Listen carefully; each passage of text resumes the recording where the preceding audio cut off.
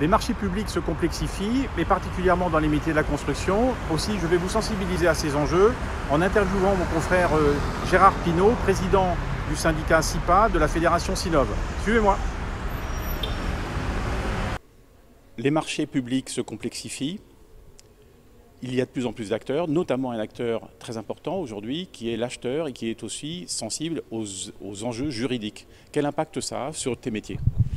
C'est un impact important parce qu'on est dans les prestations intellectuelles et l'apparition des acheteurs publics complexifie l'achat de prestations intellectuelles.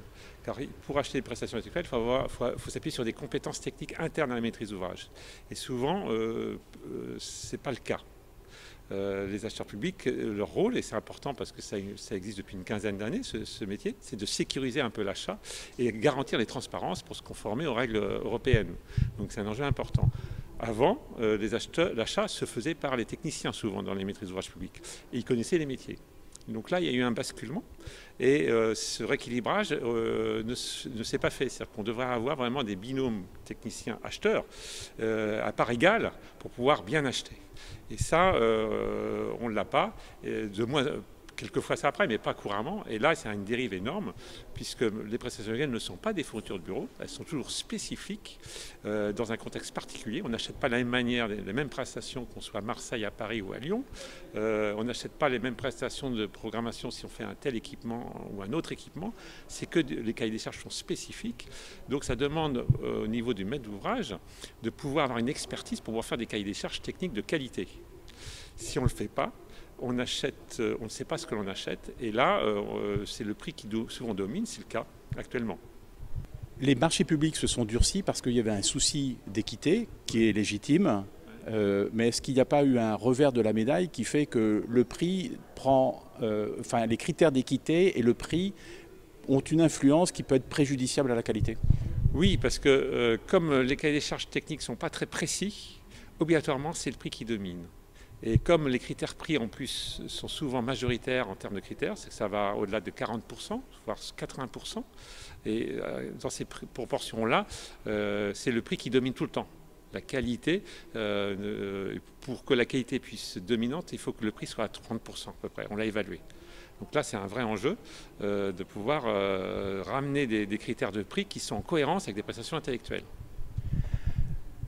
La fédération Sinov, dont nous sommes membres tous les deux, qui représente donc les métiers de l'ingénierie, du conseil, du management et du numérique, n'a-t-elle pas un rôle à jouer pour sensibiliser par des tutoriels, par un certain nombre d'actions ou au travers de cas appliqués, de cas vécus, que le critère prix peut être un mauvais critère tout simplement ?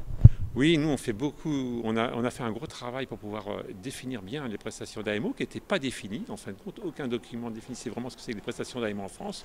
Donc la fédération a fait un guide qui définit la manière d'acheter des prestations d'AMO et qui définit les différents champs de l'AMO à travers tous les métiers de la fédération Sinov. Est-ce qu'il y aurait une façon de sensibiliser les acheteurs à l'importance de la qualité qui prime sur le prix ? Oui, alors l'enjeu important, c'est que les acheteurs puissent connaître bien les prestations qu'ils achètent. Donc ils connaissent bien les métiers.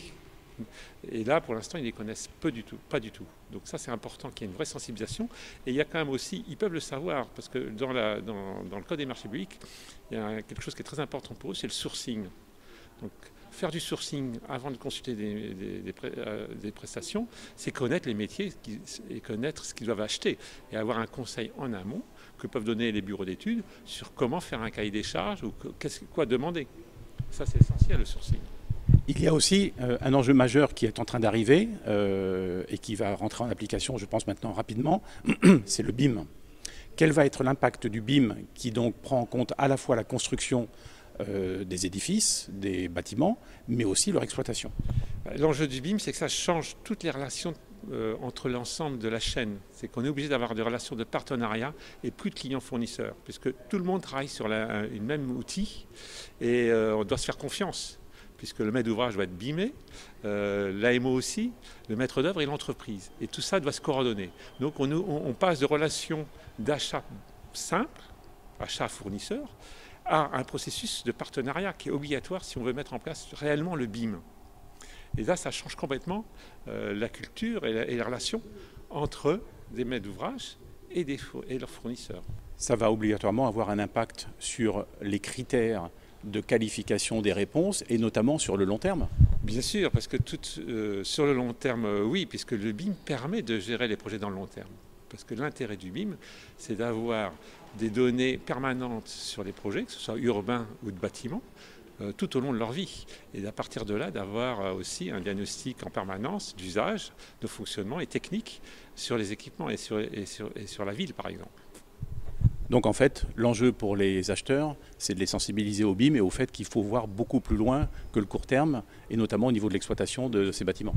Il faut qu'ils voient au niveau de la qualité de la prestation intellectuelle. C'est ça qui est un enjeu. Plus ils achètent de la qualité, plus les gains économiques sur l'ensemble de l'opération seront plus importants. Si on essaye de faire des économies sur les prestations intellectuelles, on le perd sur les prestations globales du projet. Merci Gérard. Merci. No shade, no shine. No shade, no shade. No shade, no shine. No shade, no shade. No shade, no shine. No shade.